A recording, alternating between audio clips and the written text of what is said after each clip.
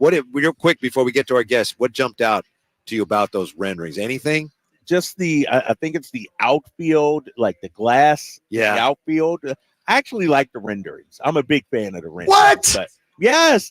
Come on. I hate everything that the A's put out or John. I'm not going to be that guy. I'm being objective here. I thought the stadium looked pretty cool, actually. It doesn't have a chance to work. It's no chance that they'll even get it built. But our next guest has some insight on that. Senior writer at Forbes, member of the Baseball Writers Association of America. We appreciate his time. Maury Brown with us. Maury, thanks very much for your time. You had a little interview with Dave Kaval. It's amazing. Do you think he believes some of the things that he told you about the significance of this proposed Vegas move? Well, first of all, he reached out to me to talk about the ballpark itself because there were a bunch of open questions about it. Where were the bullpens going to be? What about the batter's eye? How are you going to do AC around it? So I did a straight report about that. And then afterwards, I brought up some stuff about it. He says, it's great that it's always good to talk to you, which of course he'd never talked to me before. And then he said, it's great that you're telling our story. And I don't know if he had known what I had written about him before, which has been pretty critical, but he did. He went on. I said, look, I think you guys have a depressed brand. If you're going to move in there, why don't you guys change your name and have a fresh start and all that stuff? Mm-hmm. And he said that he thought that the ballpark would be akin to Oriole Parks at Camden Yards. And for those that haven't really followed this thing, it's an extraordinary statement. I mean, that ballpark is considered to be one of the crown jewels ever built in all of sports. It was the first ballpark that really went to the throwback design. And while it wasn't the first of the modern era, the White Sox have that. It is a place that really spurred a bunch of other ballpark-only designs afterwards. So it was extraordinary. I was looking at the ballpark design, and like you guys, I actually do like the design. Now, whether they pull it all off, I don't know. But I thought fitting it into 9 acres, I thought, okay, it's okay. It's not too bad. It's more modern. But the idea that it would be that transcendent, it reminds me more of what the Marlins did. I mean, it looks more like that. So, yeah, I mean, and that was just the first part of it. It got crazier after that. Oh, wow. I do like the stadium. Supposedly has a view of the strip. I can see how that can work and how that could be enticing. You say it got crazier after that. What were some of the things that stood out to you in your conversation with it? So we talked about this. I said, hey, the relocation is, you're going from the 5th largest market down to the 40th in terms of media market and some other stuff. And the competition for all the entertainment there, including the fact that the Golden Knights had planted the flag first. They were the first ones in there, have won a Stanley Cup in 6 years. They're going up against the Raiders. I just said it's just really oversaturated with entertainment, and it was going to be difficult.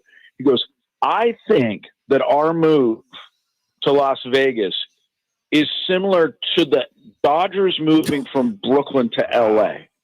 And man, that I thought he was trolling at that stage because, if you go back to 1957 when the Giants and the Dodgers both moved out there were no teams west of the Rockies. There were only a handful of teams west of the Mississippi. So this was the first time that we had those teams out there, with air travel now becoming a thing. And of course it was the second largest market in the country.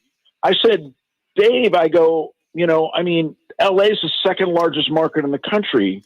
He goes, well, I go, there's no way that you could say that it was comparable. He goes, well, Brooklyn was smaller back then too. He goes, LA was smaller. I go, well, so was New York. He goes, well, not New York, which of course is not true. Of course the population there has grown. So that's crazy. And the issue that I have with all of this is, look, already you have a credibility problem in terms of your funding, in terms of the lateness in getting the renderings out, everything that has gone along with this thing. Set realistic expectations.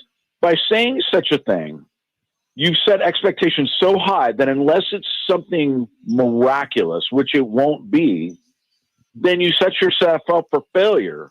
And I think it just speaks to how the organization is run. It's just, instead of being realistic about it, let's be honest about it. and set realistic expectations. And it's, again, it's just massively overselling it. Maury Brown is our guest, senior writer at Forbes. Just did an interesting piece on Dave Kaval. If you're following this Ace thing at all, you really owe it to yourself to check it out if you haven't already. Maury, the incredible thing about Dave Kaval's statement comparing their move to the Dodgers move, as you say, that wasn't just baseball history. That was like American history when the Dodgers moved to Los Angeles. So that's incredible. Given the extent to which the current ownership seems to have devalued the franchise with all of this, and I know you talked about this when we brought you on, why wouldn't they, as you apparently suggested to them, why wouldn't they change the nickname and the colors and all of that? I don't know. And this is Kaval's not the only guy in the organization that has said this to me. Not John Fisher, but somebody close to John Fisher said much the same. And I didn't understand it. I really don't.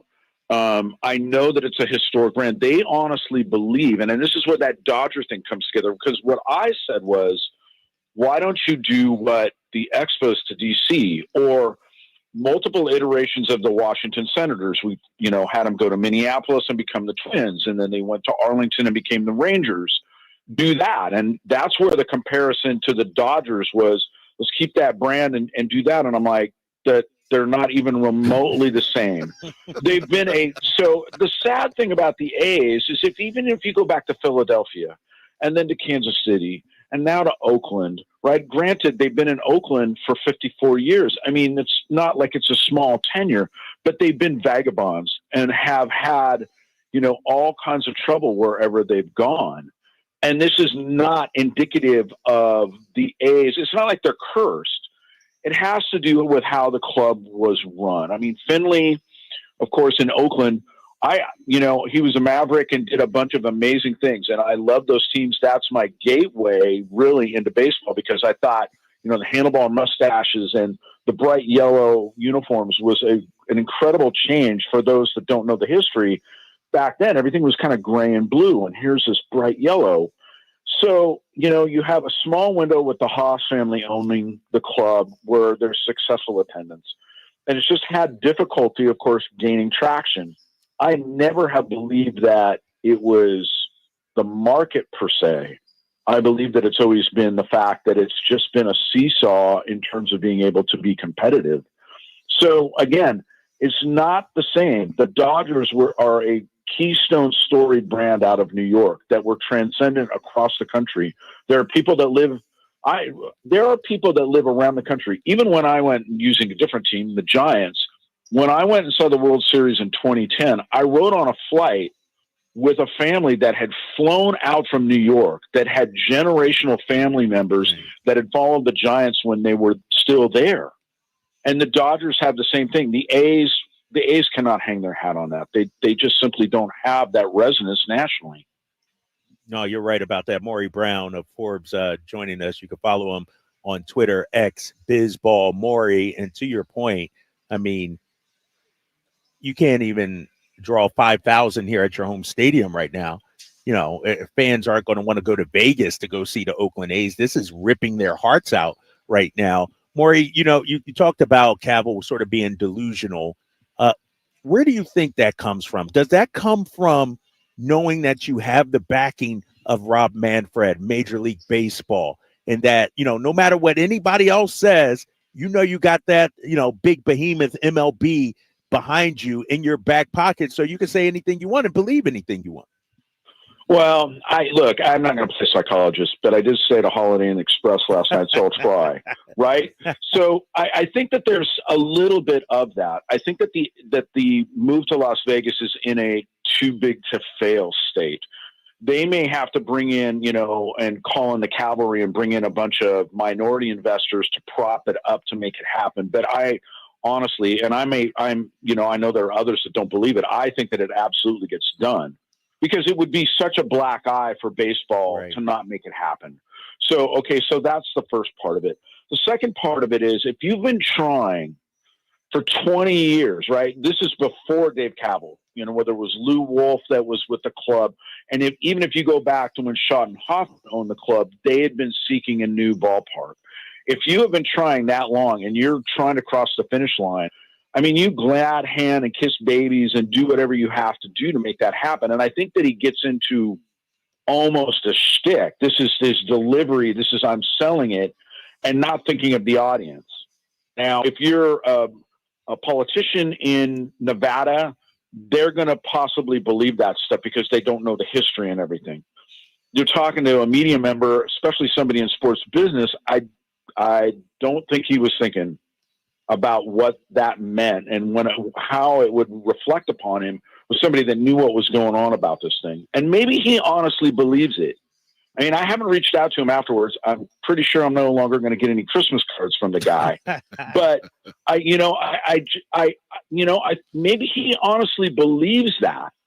And that, I think, is the thing. Maybe it's the psychology of, I have to believe this to get it across. And if it doesn't, at least I delivered. I mean, I come back to this. This kind of thing reminds me a lot of what happened in Miami with the then Florida Marlins becoming the Miami Marlins. And it reminds me a lot of Dave Sampson, who was the president there. They have a very similar personality. And again, they got that ballpark across the finish line. Did they turn into the big panacea that they thought it would be? No. I mean, again, the Marlins continue to struggle with attendance. So, again, I wish they had changed the name and everything and started over. It would give, at least the Vegas could own it. And who knows what happens in the future. Again, a lot of these owners are not in there for life anymore. It's a 10, 15-year, 20-year investment max. And then they get the massive return on the back end of this. At some point, John Fisher will be selling the club. It's just a matter of when, not if. Maury, we appreciate your time and appreciate your work here. I know you're just doing your job, but there's a lot of longtime A's fans for whom this is, very painful. And for you to report on this and shed a little light on it, I mean, it hurts to see the reality, but at the same time makes us feel maybe a little better, brings us a little closer to an understanding. So we do appreciate it. Thanks. We hope to talk to you again soon, sir. All right, you guys, you take care. Thanks so much. All right, Maury. Thanks, man. You bet. Maury Brown. Yeah, and if you're an A's fan, as I say, you have to check out that piece. When we come back,